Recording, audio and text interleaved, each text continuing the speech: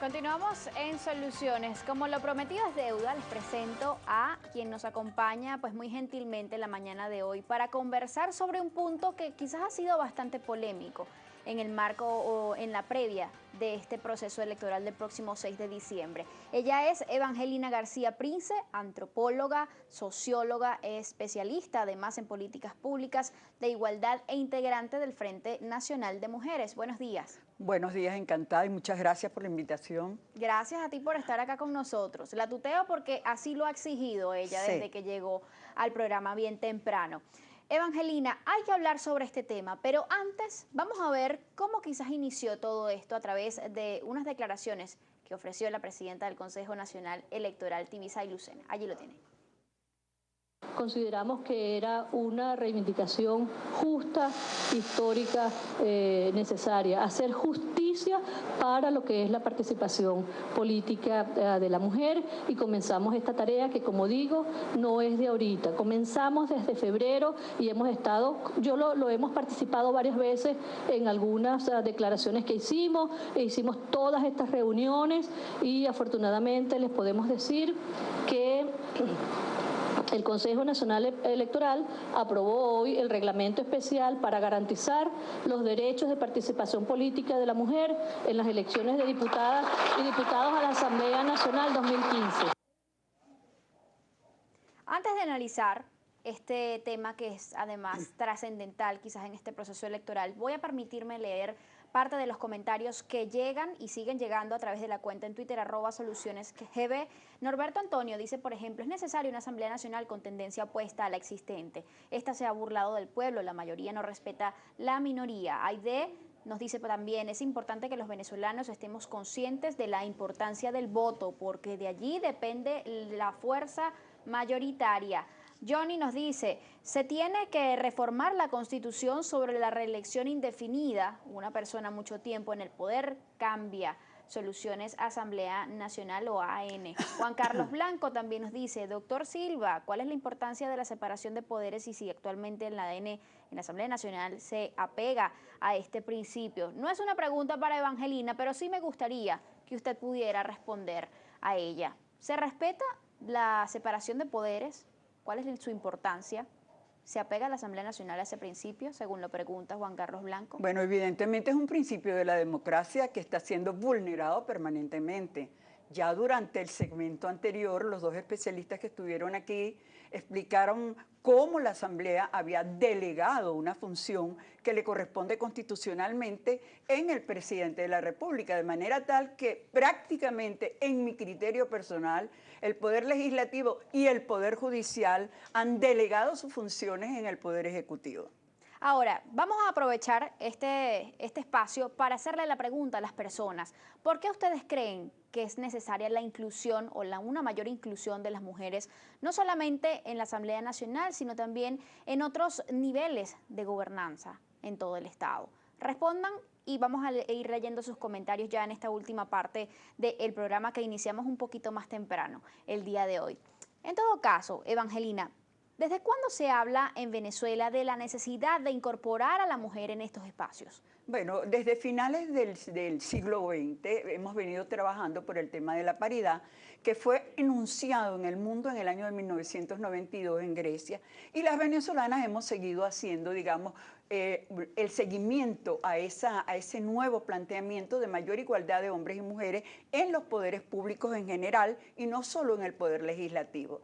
Nosotros tuvimos una ley de igualdad de oportunidades que establecía un porcentaje, una cuota de participación de 30%, pero inmediatamente que comenzó el gobierno... Que entró en vigencia en el año 97, según entiendo. Pero en el año 1999 el presidente del Consejo Supremo Electoral decidió eliminar arbitraria e inconstitucionalmente la cuota por orden del Poder Ejecutivo. Y desde entonces se ha venido, digamos, disminuyendo de una manera brutal la presencia de las mujeres en el Poder Legislativo. Era una cuota contenida, si no me equivoco, en el artículo 144, 144 de la Ley Orgánica del Sufragio y Participación Política. Y pese a que nosotros acudimos al Tribunal Supremo de Justicia a través de una demanda que introdujo Sonia Gambatti, eso 9 años después fue absolutamente negado.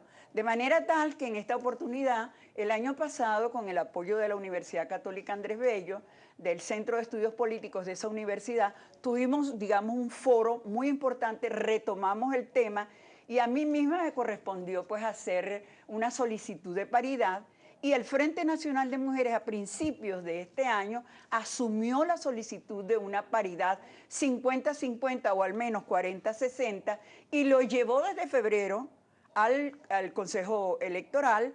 Tibisay Lucena nos recibió, tuvimos unas 3, digamos, reuniones. Nosotros hicimos una solicitud muy completa de lo que debería ser una paridad con candado. Y bueno, le entregamos aquello, pero infortunadamente no hubo eco positivo en los partidos de oposición.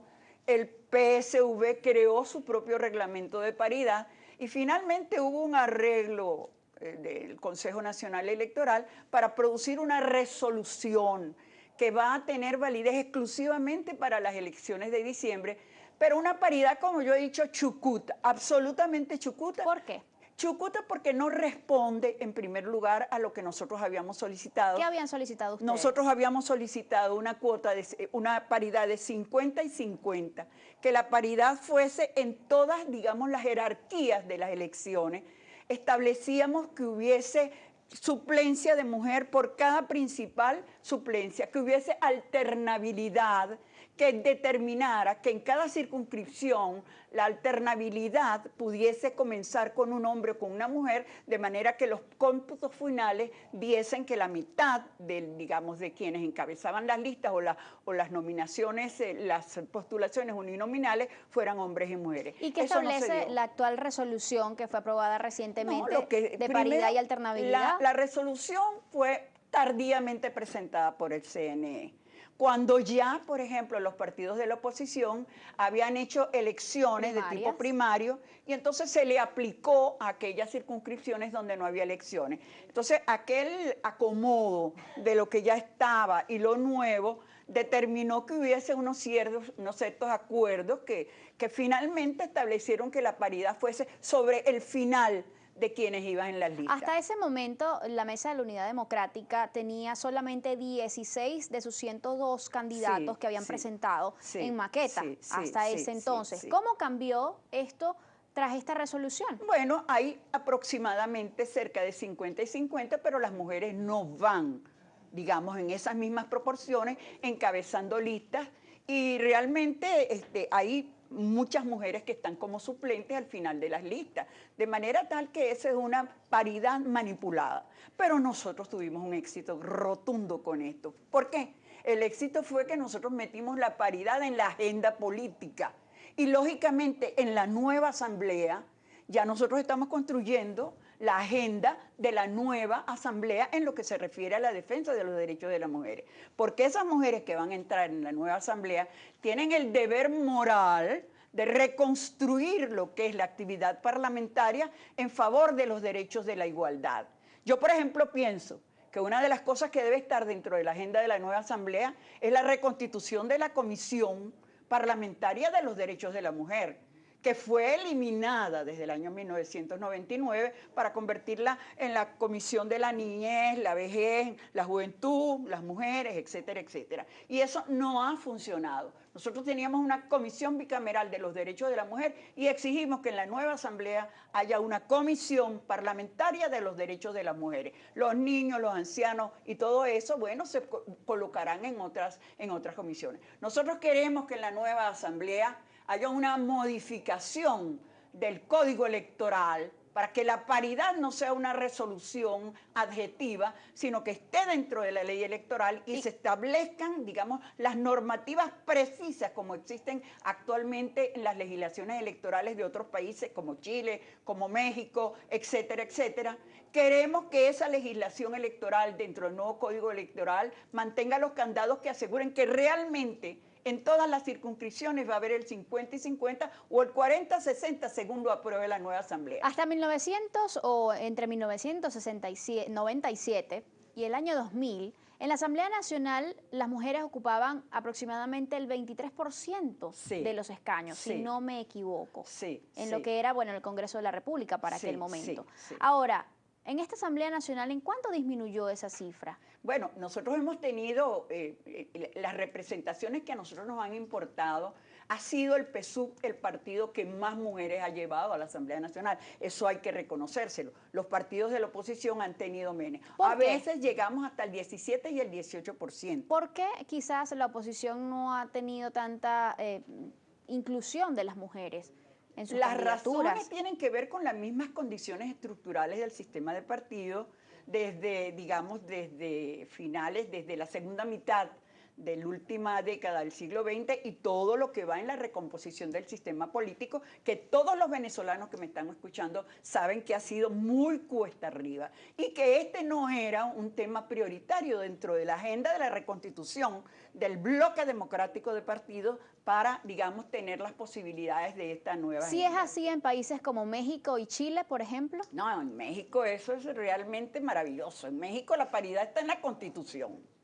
Imagínate tú, en Chile tienen una paridad de 60 y 40, pero está establecida legalmente en la ley electoral. En Argentina tienen la cuota desde los años 90. Esa es una tendencia internacional. Y se respeta. Pero por supuesto, en México, por ejemplo, que es un país federativo, algunos, y donde los estados, cada uno de ellos tiene una constitución, en algunos estados se pretende obviar, manipular, pero ahí hay un tribunal electoral del Ministerio de Justicia de la Federación que es implacable con todas aquellas circunscripciones de la Federación que intenta burlar la paridad electoral. Y digamos, la jurisprudencia que está apareciendo permanentemente es extraordinaria. Yo estoy muy ligada a esa lucha de México porque yo formé parte de esa lucha por la paridad en el estado de Guerrero, en el estado de Baja California.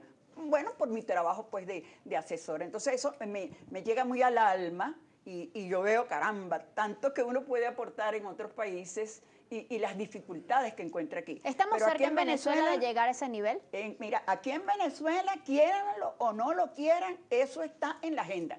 Y cuando se discuta en la nueva asamblea, la nueva ley electoral, eso va a estar ahí y nos va a encontrar bien preparada. ¿Cómo puede influir la presencia, una mayor presencia de las mujeres en la Asamblea Nacional, en todo lo que tiene que ver en los aportes que pueda dar este órgano para el desarrollo del país? Bueno, yo creo que hay hay un deber ético de estas mujeres que están entrando a la Asamblea con todas estas desviaciones de la manipulación que se hizo de la paridad, y es buscar que se cree nuevamente la Comisión de los Derechos de la Mujer. Segundo, establecer una agenda de los derechos de la mujer, porque los temas de las mujeres y de la igualdad no están generalmente en la agenda legislativa.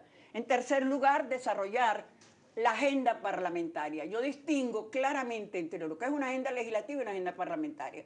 Una agenda parlamentaria es una agenda política como la que tú estabas hablando hace pocos minutos, una agenda de, digamos, de proyección social de la labor que se hace dentro del Parlamento, una agenda de audición de lo que son las necesidades de la población. Entonces, estas mujeres tienen que buscar la comisión, tienen que crear una agenda, hay que crear una nueva ley de igualdad. Es fundamental. Hay que tratar de que haya una modificación de la ley de partidos políticos, porque la ley de partidos políticos que tenemos actualmente en Venezuela es una ley donde no se garantiza la participación ni la elección desde la base de quienes se van a candidatear como posibles funcionarios del Poder Ejecutivo o del Poder Legislativo. ¿Y cree usted que la sociedad venezolana está preparada para votar, para escoger mujeres que los representen en la Asamblea Nacional? Bueno, por lo menos las encuestas que tú mismo pasaste y que se pasaron en este canal en relación con el tema de la paridad, me hace pensar que sí hay, digamos, un sentimiento popular que admite que las mujeres en Venezuela hemos hecho un gran salto cualitativo en nuestro mejoramiento. El que tengamos menor experiencia en el mundo político es cierto, pero hay que hacer como en México. En México la resolución sobre paridad establece la obligación de la formación para la actividad política y con un reparto de los recursos que establece el Tribunal Electoral en la formación de hombres y las mujeres. Mira, yo estuve en el Congreso, yo fui senadora de la República y yo vi lo que era, digamos, el desempeño de los diputados y de los senadores, y ahí nadie llega aprendido.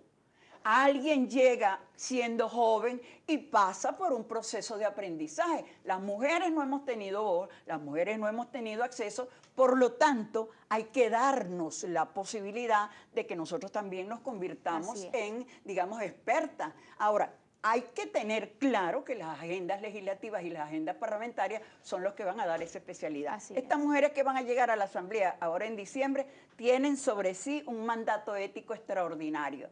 Reconstituir la comisión, hacer la agenda, trabajar porque en la nueva ley electoral se establezca la paridad y una modificación de la ley de partidos políticos. Esos son los que yo considero prioridad. Y esperemos que eso sea así para el beneficio de todos, no nada más de las mujeres, por supuesto. Por supuesto. Tenemos que despedir el programa de hoy. Muchísimas gracias, Evangelina, por habernos acompañado esta mañana y habernos un poco dado luces respecto a este tema y sobre todo hacer énfasis en esa importancia de la incorporación masiva de las mujeres a la Asamblea Nacional. Definitivamente es algo que debe suceder, algo que se esperaba desde hace muchísimo tiempo y que además va como garante de esa igualdad de género por la que se está luchando desde hace muchísimos años en nuestro país. Tenemos que despedirnos por el día de hoy, amigos. Muchísimas gracias por su gentil compañía. Recuerden que el ejemplo comienza por casa. Siempre es mejor ser parte de la solución que del problema. Me despido. Feliz fin de semana.